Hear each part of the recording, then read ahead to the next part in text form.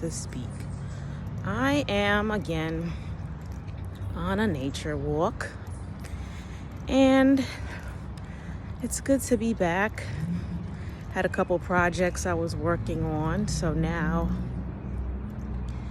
I am posting this next video.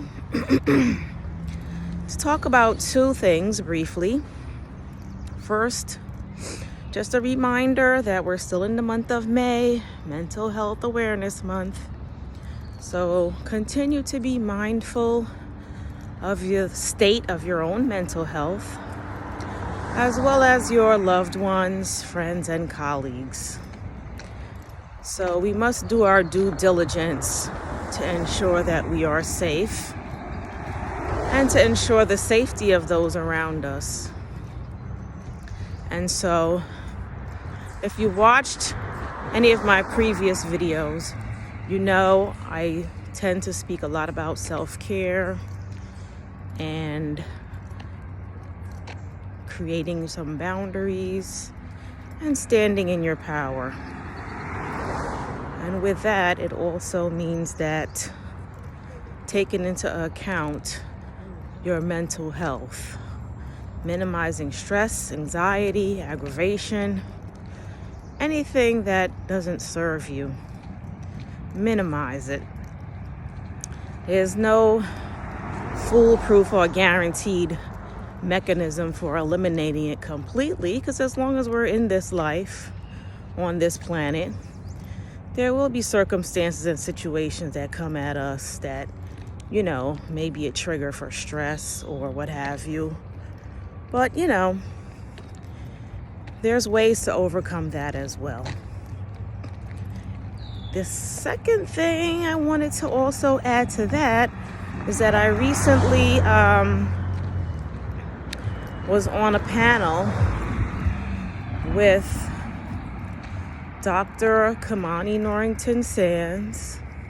She actually is a licensed clinical psychologist who appeared as a guest on my channel not too long ago, and I was on a panel discussion with a clinical psychologist, therapist, research physician, I believe, and as well as someone who is pursuing a master's degree in the health sector, as well as having been a mental health client himself. So I'm going to post a link to that video so that, you know, you can watch it, because I think you'll find it very informative.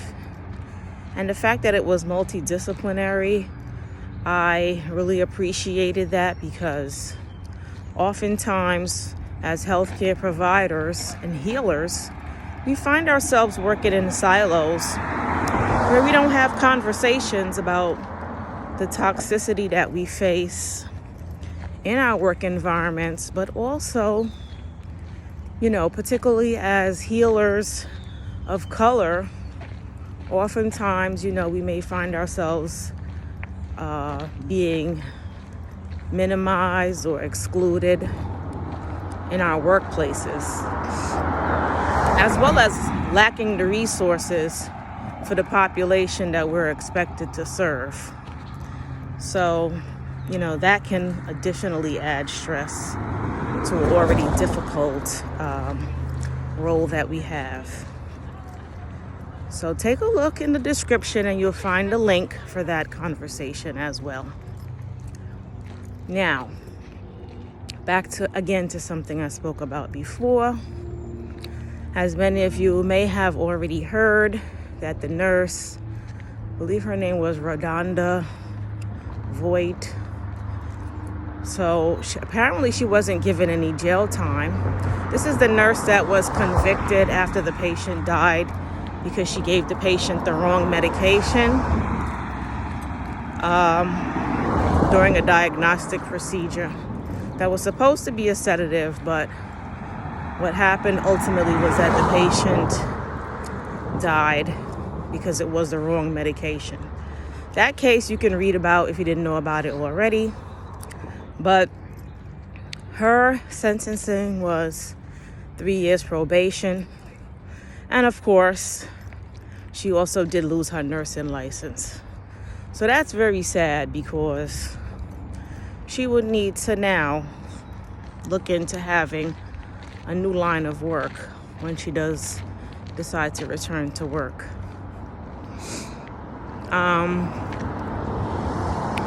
But specifically what I really want to drill down to, and again, forgive me because I did not dig deep into this case, but I do recall it being mentioned in an article that I read that this nurse was working with a preceptor at the time when this incident occurred that led to this patient's death. And so basically, I just wanted to say a few words about that preceptor role. Now, I'm not sure if any of you listening or watching this video have actually served in the capacity of being a preceptor. And just to touch on the fact that that's a role that carries with it a lot of responsibility that many nurses may not be aware of, how significant and important that role is. And whether it's voluntary or assigned is another area of question, because I have feelings about that I'll share with you.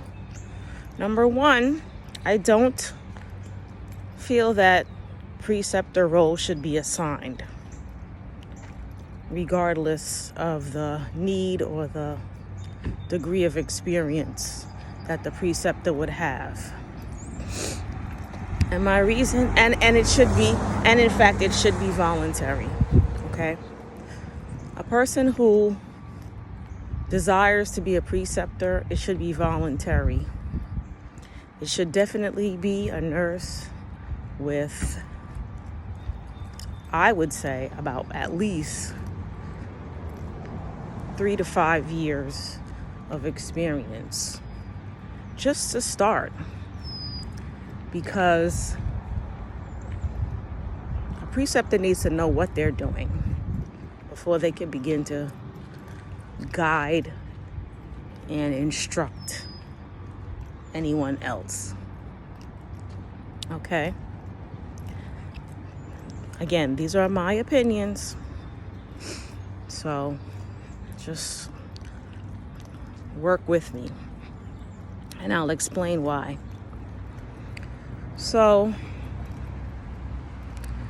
when something like that is assigned, there's always a risk that the person who's being told they have to do it is resentful of having to do it, because they in fact realize how much responsibility it is. And one of the things that should be a goal in the preceptoring relationship is a development of the preceptees' critical thinking skills. And just to boil down that, what I consider critical thinking skills are those skills of knowing what you're going to do, why you're doing it, when to do it. Okay? What you're doing, why you're doing it, and when to do it. Okay, this is important because if you do anything in your practice of nursing, you need to know why you're doing it and be able to explain that whenever it's necessary. You need to be able to explain it in your own mind, right? So that your documentation reflects an understanding of what you're doing in response to the assessment and in response to your interventions when you go back to evaluate them. So these are important factors, right? So a preceptor should have enough knowledge and skill and expertise to guide the preceptee in those critical thinking skills. Not that you're going to repeat their nursing courses, because obviously if they have a basic level of proficiency, pass their licensure exam, they're there. They're ready to work. But they don't know everything. They don't know a lot. Many times they don't know what they don't know. Okay? So now, the other factor is the assignments in the workplace. And this goes for any setting.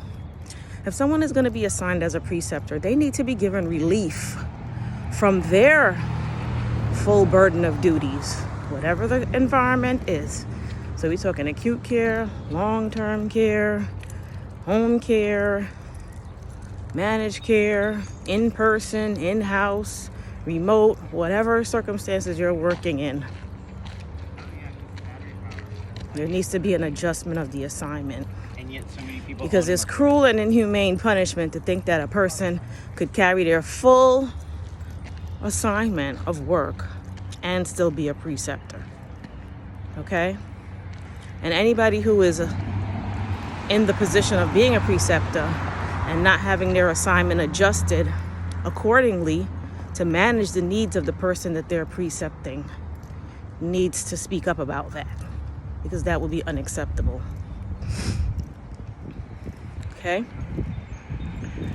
And I think lastly, it's important that the preceptee feels comfortable with the preceptor as well, because this is a relationship that can become very intimate in the sense that the preceptor is going to identify certain work habits, attitudes, and behaviors of the preceptee.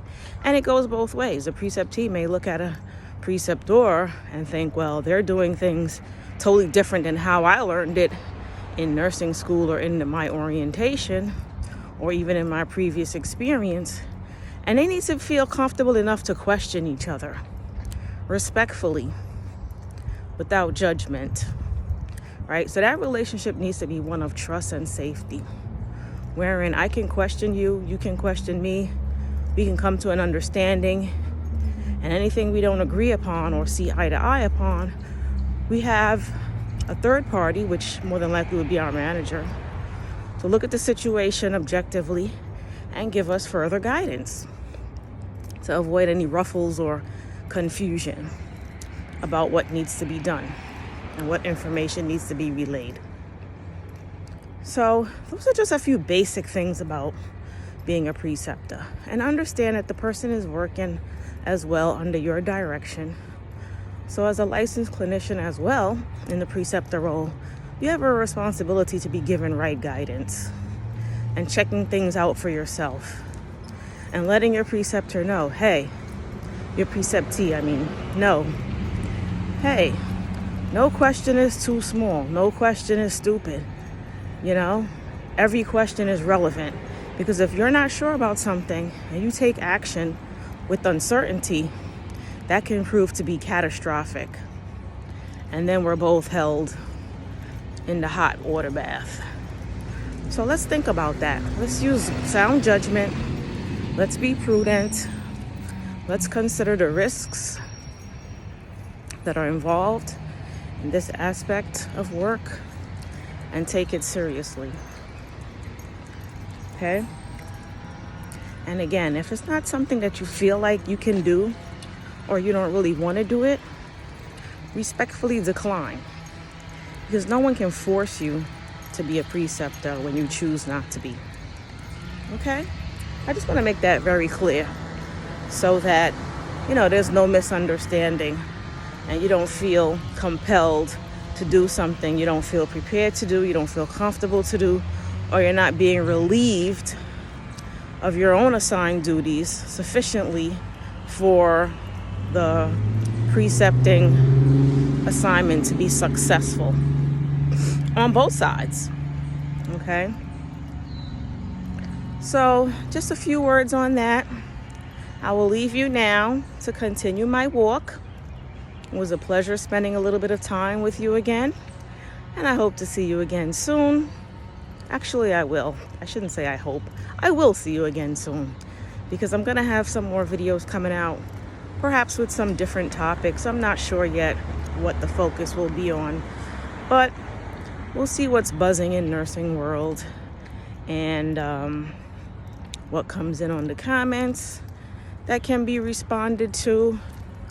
And so thank you so much for your time and attention, and be well. Oh, and remember, like, subscribe, and share. Don't forget that. Those are the most important things you need to do right now after you take care of yourself, right? Like, subscribe, and share. Okay? All right.